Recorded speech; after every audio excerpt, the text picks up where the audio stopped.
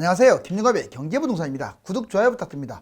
오래된 아파트들이 난리가 났습니다. 인수위가 일기 신도시 특별법을 제정하면서 일기 신도시만이 아니라 수도권 대부분 구축 아파트에 법률을 함께 적용하기로 했기 때문입니다. 그런데 이것 때문에 집값이 중개소마다 또 뒤집어졌다고 합니다. 이런 가운데 KDI는 우리나라 집값 하락세가 뚜렷하다며 그 근거로 거래량과 매수 우위 지수 등 각종 지표를 제시했습니다. 상승과 하락이 혼전하는 까닭을 알아볼까요? 유료 상담은 010-3999-8808 전화 주십시오. 오래된 아파트 난리 났다. 중개소마다 뒤집어졌다. 이제 매물의 파고에 완전 넘쳐나가지고 지금 집이 돈의 물결에 파묻혀 있습니다. 이제 대세하락으로 가는 걸까요? 볼까요? 오래된 아파트 난리 났다. 재건축 추진 핵심. 부동산 정책 헤매는 윤정부. 서울 재건축 5주 만에 하락. 재건축이 계속 끝을 모르고 뛸 줄 알았더니 서울 재건축 자체가 하락을 해버렸어요. 이게 웬일일까요? 볼까요? 먼저 재건축 추진의 핵심을 봅시다. 이거 아주 중요해요. 오늘은 중요한 내용들이 많아요. 서울하고 경기도에 재건축 기대주들이 어디가 있는지, 이게 용적률이 대폭 완화되기 때문에 주요 내용을 보면 안전진단을 완화하겠다. 재초안 완화하겠다. 용적률, 층고를 완화하겠다. 일기 신도시 특별법을 제정해서 일기 신도시뿐만 아니라 수도권의 대부분의 아파트 이러한 규제를 완화하고 그동안에 리모델링으로만 진행해왔던 곳들을 상당수 재건축 쪽으로 방향을 돌리겠다. 역세권 같은 경우는 용적률을 더 완화하겠다. 이게 핵심이라고 볼 수 있어요.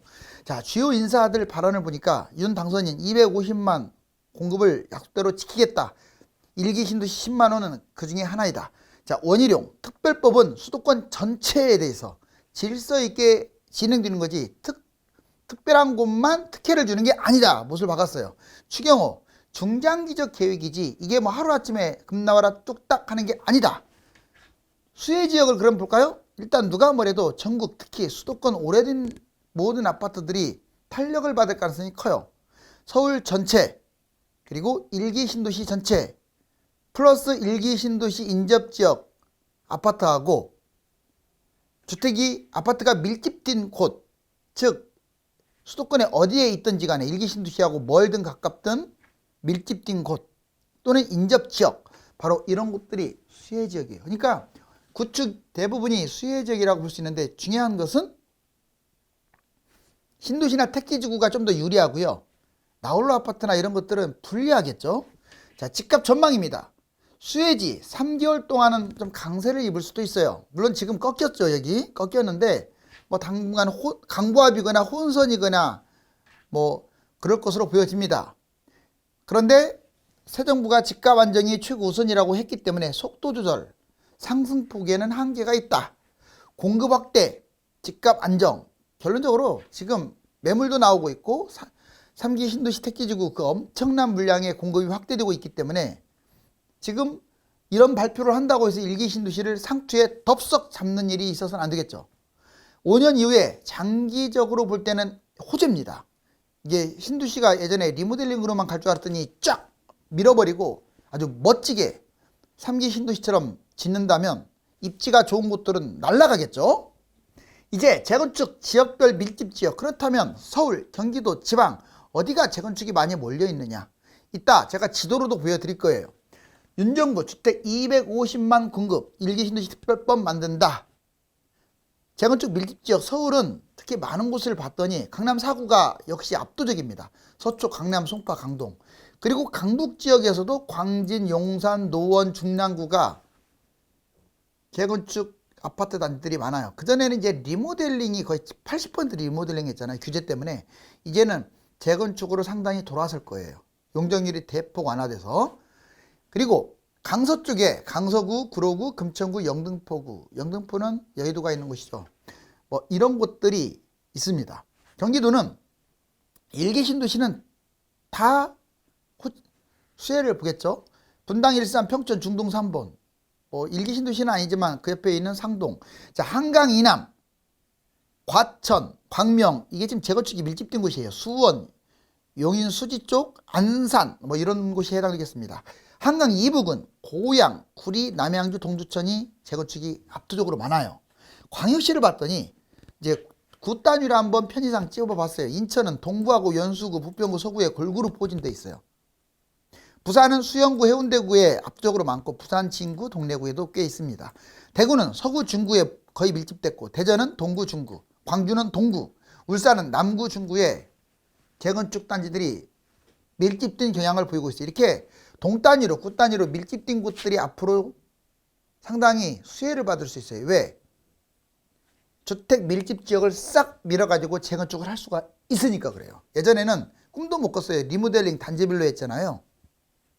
이제 새 정부 부동산 주요 대책과 시기. 그런데 이게 집값 폭등을 야기하는 거 아니냐.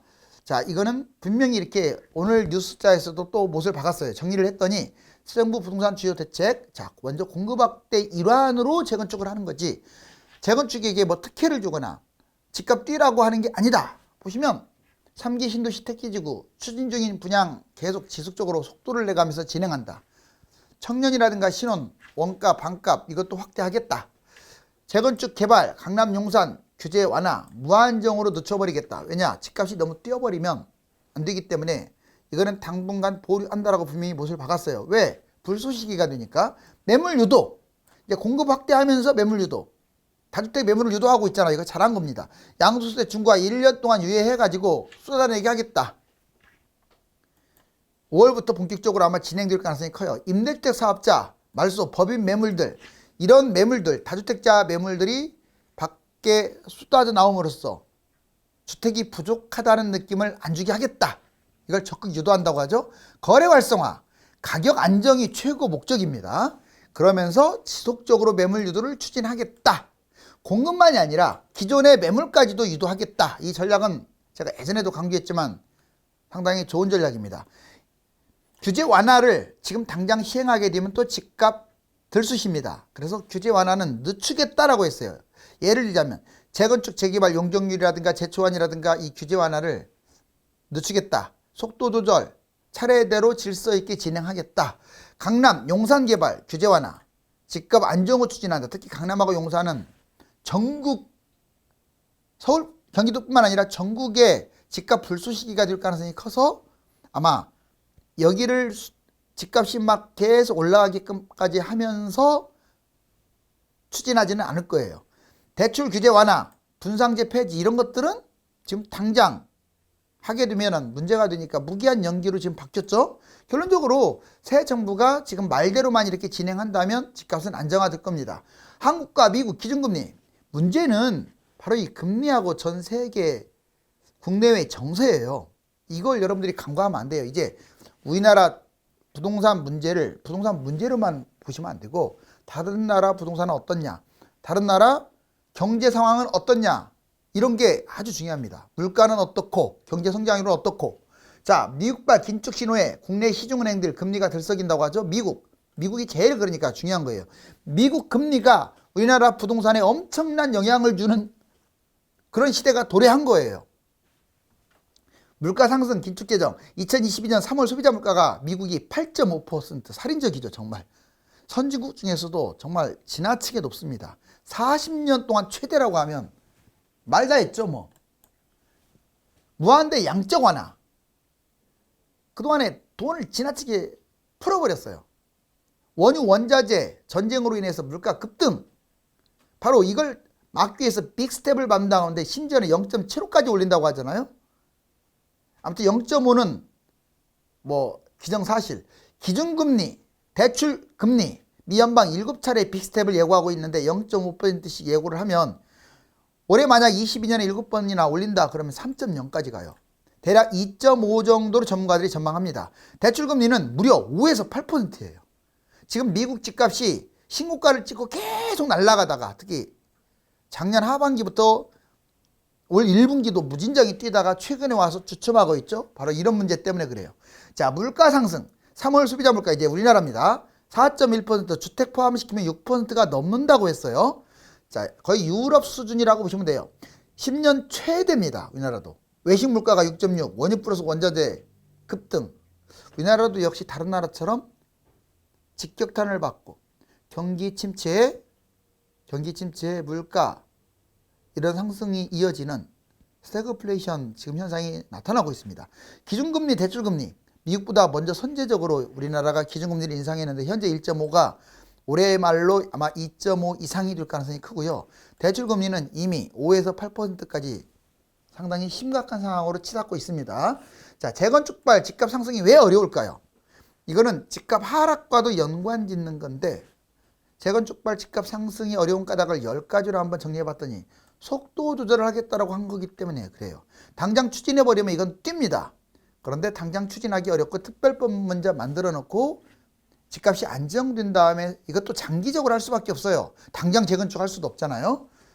3기 신도시 공급 경제, 즉 3기 공급이 엄청 쏟아지는데 1기 신도시가 아직은 헌 거잖아요.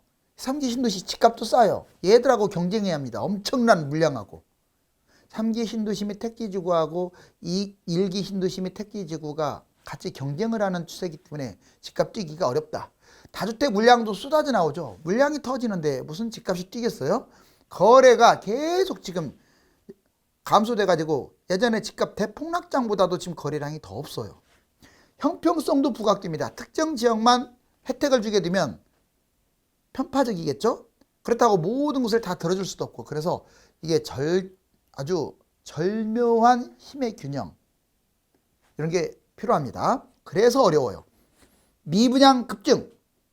지금 미분양이 늘어나고 있다는 것은 심리가 지금 바닥을 향해서 가고 있다는 건데 이 심리가 얼어붙은 상황에서 일기라고 해서 뭐 나홀로 막 엄청 뛸 가능성은 없어요.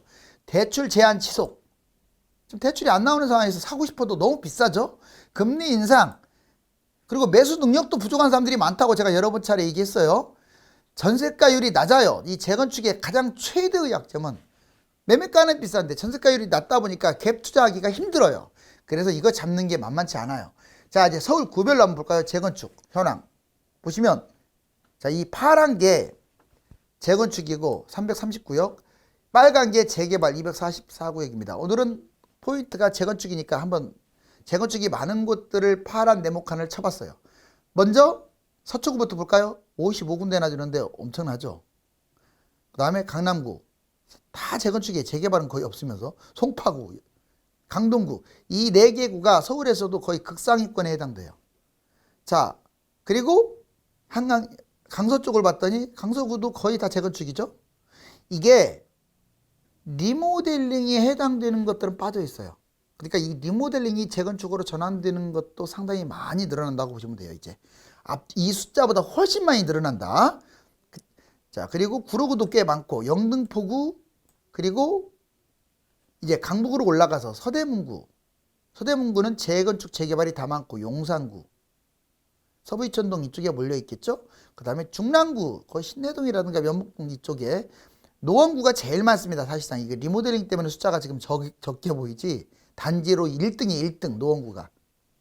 이제 경기도 쪽 한번 볼까요? 경기도는 상당히 좀 희소성 있는 자료인데 재개발 재건축 빨간 곳들은 재개발입니다. 참고하세요. 자, 재건축 봤더니 먼저 한강 이남 쪽 보니까 안양 재건축 재개발이 두 곳 다 많은 곳이죠. 그리고 성남도 구시가지가 있고 성남의 대부분 이제 1기 신도시가 포함되겠죠. 그리고 과천입니다. 과천은 이미 분양된 곳도 상당히 많아요. 수원입니다. 압도적으로 많아요. 수원이 재건축, 재개발도 많지만 재건축. 그리고 광명도 뭐 철산, 하안 해가지고 앞으로 거의 다 재건축에 아마 밭이 될 거예요. 이제 1기 신도시 핵심 내용. 자, 1기 신도시가 지금 특별법을 제정해서 1기 신도시 플러스 수도권에 1기 신도시하고 붙어 있는 것들 또는 멀리 있더라도 주택 밀집 지역이 다 재건축의 수혜를 받을 수 있습니다.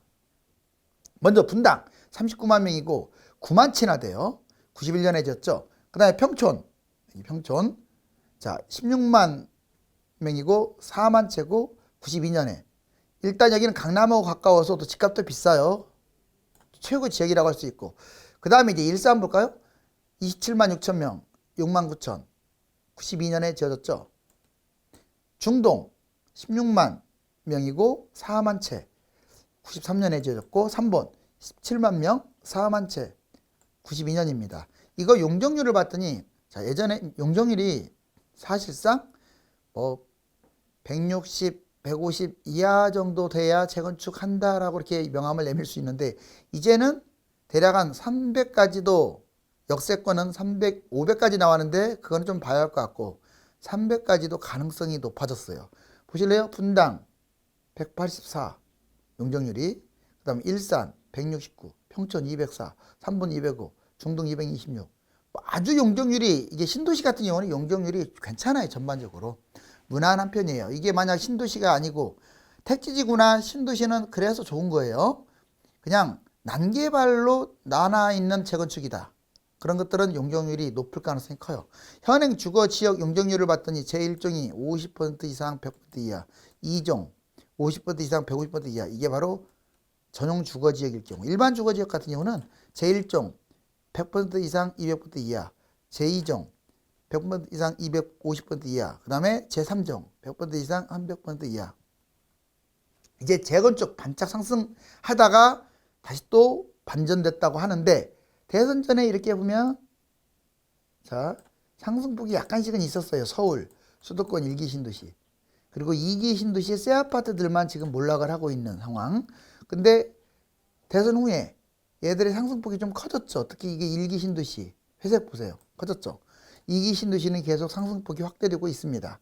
그리고 성남 분당 0.05, 서초, 강남, 용산 다 이렇게 재건축이 밀집된 곳들이 이렇게 뛰다가 최근 볼까요? 아직도 용산, 서초는 강세를 띠고는 있지만 강남, 노원, 강북, 강동은 완전히 하락세로 전환됐다. KDI 주택시장 뚜렷한 하락세. 여기 보세요. 이게 좀 재밌는 게 서울은 회색이에요. 그리고 지방 5대 광역시 진한 색이 이제 수도권인데 전반적으로 봤을 때 이게 0이에요. 자, 올라갔다가 여기 한번 잠깐 빠졌었고 엄청나게 뛰었죠. 이게 보시면 19, 20, 21년에 이렇게 뛴 거예요. 이렇게 무지막지하게 뛰었습니다. 아마 단군 일의 최대 기록 같은데 그게 여기까지 내려왔어요. 0까지 보이죠? 0까지 내려온 거 마이너스까지 전환됐잖아요. 이거 얼마나 마이너스 되기 힘들었겠어요. 지금 현 정부가 그래도 대출 제한 있죠. 금리 인상 이걸 단행함으로써 이렇게 내려온 거예요. 자, 그 다음에 KDI가 주택시장 하향 조정 국면이라고 분명히 지금 못을 박아놨어요. 최근 1년간 서울 거래량만 봐도 이렇게 지금 보세요. 심각하지 않나요? 어떻게 보통 10,000건, 20,000건이 정상이에요. 서울은 10,000건, 20,000건이 정상이고 이게 4,000건도 적은 거예요. 그런 게 1,000건이 뭡니까? 원래 이 정도면 집값 대폭락 돼야 돼. 대폭락. 자, 수도권 주택 매매 가격 상승률 어떻게 0 밑으로 지금 추락하고 있죠?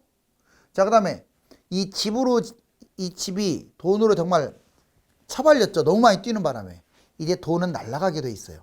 잘못 이거 잡았다가는 빈 껍데기만 남습니다. 신축 아파트에 비하여 상대적으로 소외를 당해온 구축 아파트가 다시 해뜰 날이 오는 것일까요? 재건축이 집값 상승에 불쏘시개가 된다면 집값 거품 붕괴에 직면하기 때문에 장기적인 속도 조절에 들어갈 것으로 보입니다. 감사합니다.